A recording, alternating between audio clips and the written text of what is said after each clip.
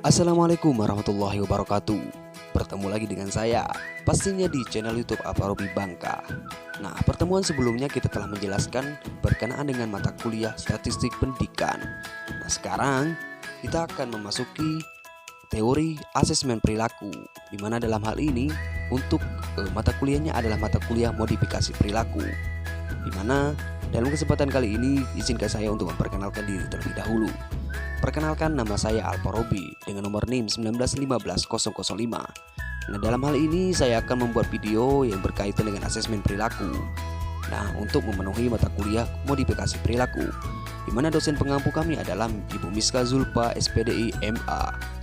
Bagaimana kelanjutannya? Let's check this out.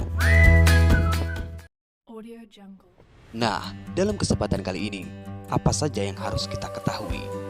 Di sini saya akan menyampaikan 3 poin. Yang pertama, pengertian asesmen perilaku.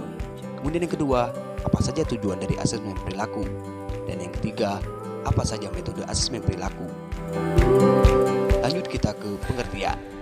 Asesmen perilaku merupakan alat dalam modifikasi perilaku yang digunakan untuk mengukur perilaku individu. Apakah perilaku itu meningkat atau berkurang? Nah, menurut Robert M. Smith pada tahun 2002, asesmen perilaku adalah suatu penilaian yang komprehensif dan melibatkan anggota tim untuk mengetahui kelemahan dan kekuatan yang mana hasil keputusannya dapat digunakan untuk layanan pendidikan yang dibutuhkan anak sebagai dasar untuk menyusun suatu rencana pembelajaran.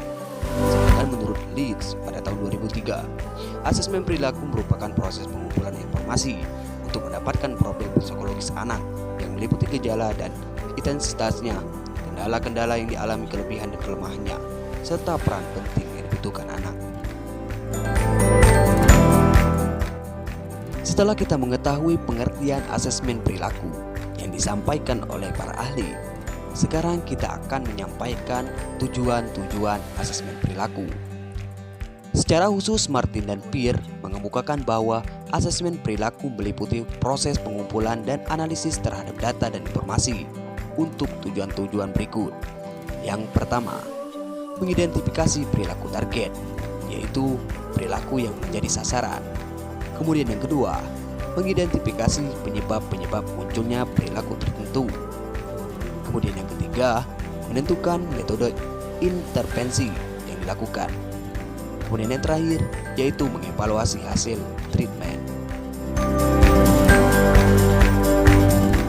Sedangkan menurut Sumarde dan Sunario, tujuan dari asesmen perilaku adalah sebagai berikut. Yang pertama, memperoleh data yang relevan, objektif, akurat dan komprehensif tentang kondisi anak saat ini.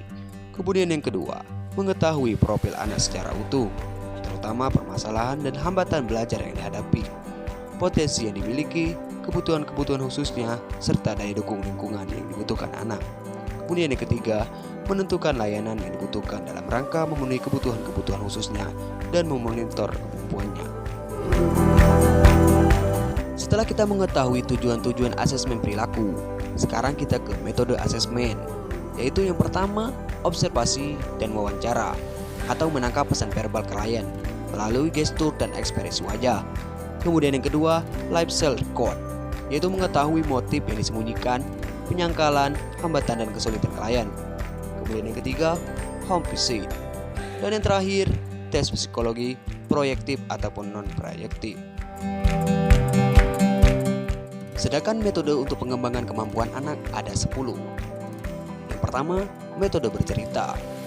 Kemudian yang kedua, metode bercakap-cakap. Yang ketiga, metode tanya jawab.